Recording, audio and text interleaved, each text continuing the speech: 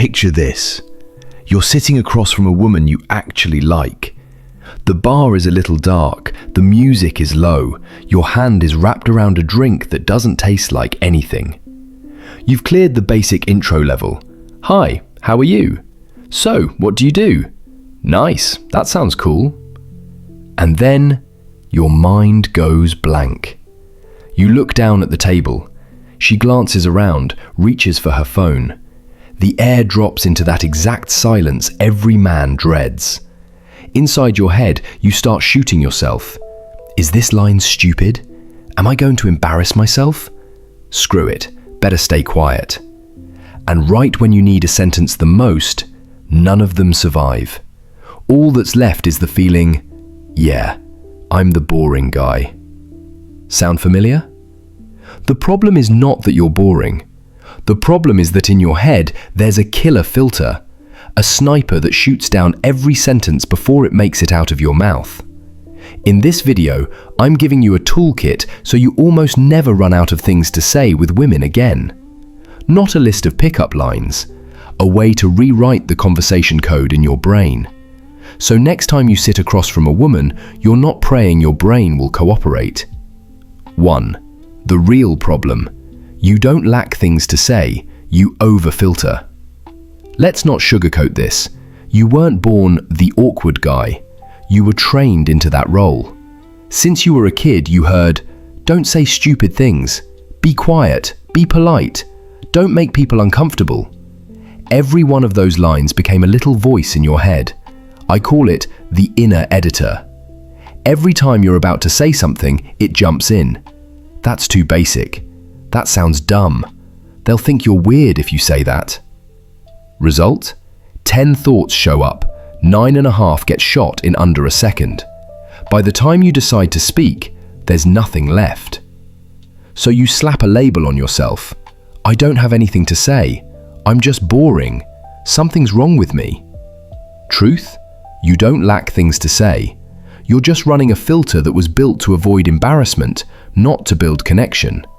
And in dating, that filter slowly kills you. 2. New frame. The curious man who leads without talking non-stop.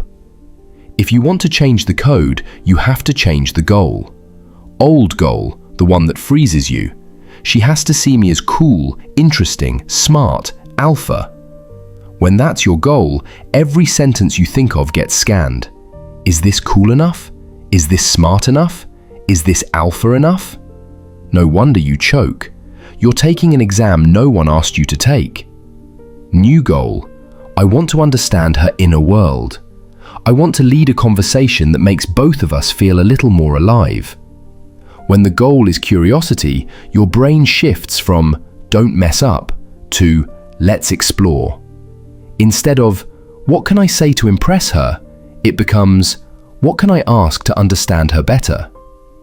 Think of yourself as a director. She's the main character. You don't need to talk non-stop. You need to ask the right questions, zoom into interesting details, and connect the dots.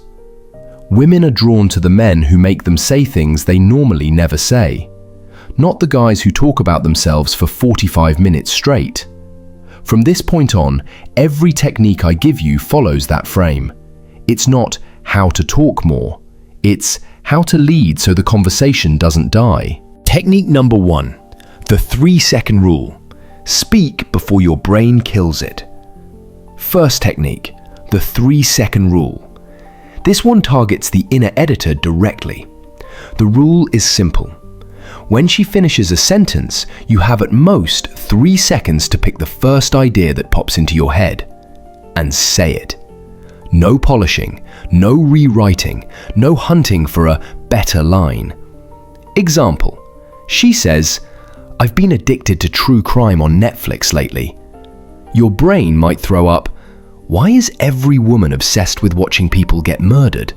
Or, do you ever finish those shows and start imagining someone watching you through the window? Pick one. Say it. Done. Don't sit there grading them. She doesn't need you to drop a philosophy quote. She just needs to feel that you heard her and you're reacting for real. If you let it sit for 5 to 10 seconds, the inner editor wakes up. That's dumb. Forget it. Stay quiet. And you slide back into your favorite comfort zone. Silence. If you want to break the loop of thinking 1,000 things, saying 0, you have to retrain this reflex. Drill. For the next 24 hours, with anyone, not just women, play this game. They finish a sentence, pick the first idea, say it within 3 seconds. It doesn't have to be brilliant, it just has to escape the firing squad. Technique number 2. Know a little less. The curious beginner frame. Second mistake that kills a ton of conversations. Men flex that they already know. She says, "I'm a UX designer." Your brain turns into a TED Talk. Oh yeah, UX, user journeys, Figma, wireframes, prototypes, A/B tests. You start lecturing. 2 minutes later, the date feels like a workplace seminar. She didn't show up to listen to you give a keynote. This is where you use the curious beginner frame. On purpose, you pretend you know a little less so you have a reason to go deeper. That sounds like a job where you argue with your boss all day. What does a typical day actually look like for you? Or, what's the craziest project you've ever worked on? The one where users broke everything you built? You know things. You're not stupid. You're just not hijacking the mic. You give her the stage and you lead with your questions. Psychologically, it's simple. People love talking about what they're good at. And a man who's confident enough to not flex his knowledge and instead stay curious has a very different kind of pull. Technique number 3. The 3-lens view. Person, story, future. Next skill, the 3-lens view. Every story she tells has at least 3 layers. Person, the person, her personality, feelings, values. Story, the events, what actually happened. Future, the fallout, what it means and what she'll do next. Example, she says, "I just quit my old job. It was getting too toxic." If you're lazy, you ask, "Oh, why?" She answers for 20 seconds. Then you nod. It dies there. With the 3-lens view, you have 3 paths. Person. What does toxic mean to you specifically? Drama, politics, or like a control freak boss? Story. What did your last day there look like? Any movie scene moments?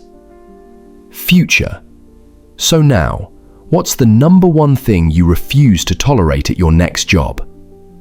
Each answer she gives opens up new person, story, future branches. That's why people who use this lens almost never run out of things to say. Women don't just listen to your words, they sense. Does this guy actually see the depth in my story? If yes, you stop being some guy at a bar. You become the man she's still thinking about when she gets home. Technique number 4. 5 lifelines for when your brain goes blank. No matter how good you get, there will be moments when your brain just empties out. That's normal. The difference is, the guy who prepared lifelines can pull the conversation back up before it flatlines. I'll give you 5 lifelines. Remember 2 or 3, and you're already ahead of most men. Lifeline number 1. The environment and the vibe. Look around. Use the space you're both in. This playlist fits tonight weirdly well. If this bar was a character in a movie, who would it be? It pulls both of you back into the present moment, the shared atmosphere. You don't need to be clever. You just need something both of you can look at together. Lifeline number 2. Small details on her. Don't jump straight to her body. Look at what she chose to put on. A necklace, a ring, a tattoo, a tote bag. That necklace doesn't look like something you grabbed at random. What's the story behind it? Most of those objects are tied to a memory, a trip, a person, a phase in her life. You're not throwing out cheap, "you're so pretty" compliments. You're opening a door to the story behind the object. Lifeline number 3. Playful assumption. I'm guessing you're the kind of person who buys a lot of books and finishes like half of them. Or, you give me vibes of someone who's always 5 to 10 minutes late, but with really convincing excuses. If you say it with a smile, it's a personality guessing game, not a judgment. She'll correct you, add to it, or tease you back. The conversation gets blood again. Lifeline number 4. Callback. Call back to something she mentioned earlier. You said earlier you had a trip in college where you almost got kicked out. What actually happened? That one move tells her, this guy actually listened. He didn't just ask and forget. And it reopens a storyline that was left hanging. Lifeline number 5. Mini, what if? If you magically had tomorrow off, no money worries, what would you do from morning till night? It's a small question, but it forces her to choose, imagine, and reveal her priorities. All of these are still real connection. They're not manipulation tricks. They're just backup ropes for when your brain is lagging. Technique number 5. End the conversation like a man with a life. Being good at talking isn't enough if you don't know how to end it. Mistake 1. You cling on too long. You look needy. Mistake 2. You cut it off cold. She feels like you just threw water in her face. Rule: end while the energy is still good. When there's still more to say, but you choose to save it for next time. Use this 3-step formula. Appreciation, reason, bridge. Appreciation. I genuinely enjoyed talking with you tonight. Reason. I've got to head out. I'm up at 6 tomorrow to train. Bridge. Let's save the rest of that story for next time. Do you use Instagram or prefer numbers? The unspoken message is, I value this, I have my own life, and I'm choosing to continue this later. That's how a man closes.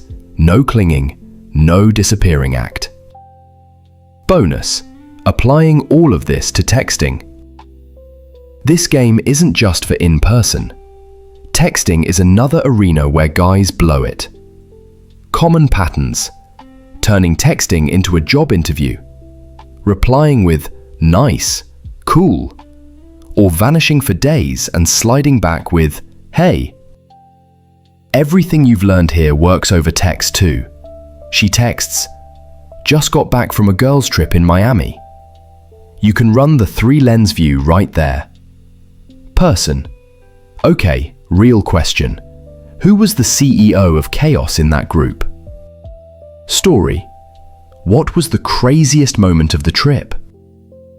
Future: if you went again next year, what would you do differently?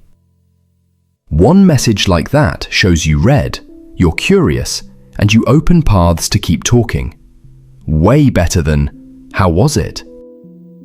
Avoid 2 killers: turning the chat into a boring Google form, or turning it into your personal podcast. You type a 15-line story and never throw the ball back. The right rhythm: share a little, toss it back with a question. I quit my first job once too. It was rough. Felt like I was betraying what my family expected. What was the hardest part of quitting for you? That keeps the conversation alive. Two-way, not just you performing. This isn't motivation. This is a map. Your problem was never, I don't have anything to say. Your real problem was an inner editor sniping every sentence, the wrong goal, impressing instead of connecting, and no map for how to lead a conversation. The new map looks like this. Shift into the frame of the curious man who leads. Use the 3-second rule so your brain stops killing your own lines. Use the curious beginner frame so she gets to shine. Use the 3-lens view so there's always another angle to explore. Have 5 lifelines ready for when your mind goes blank. And know how to close like a man who actually has a life. If you don't smash the old code, in 5 or 10 years the scene doesn't change. You're still in the corner with a drink in your hand, watching a woman you like walk out the door with another guy, simply because he opened his mouth. But if starting today, you don't just watch, you pick one technique and you test it in one real conversation in the next 24 hours, the loop starts to crack. This isn't motivation, this is a map. If you want me to draw the next parts of it, the emotional side, sexual tension, and how to cut off the connections that drain you, you already know what to do.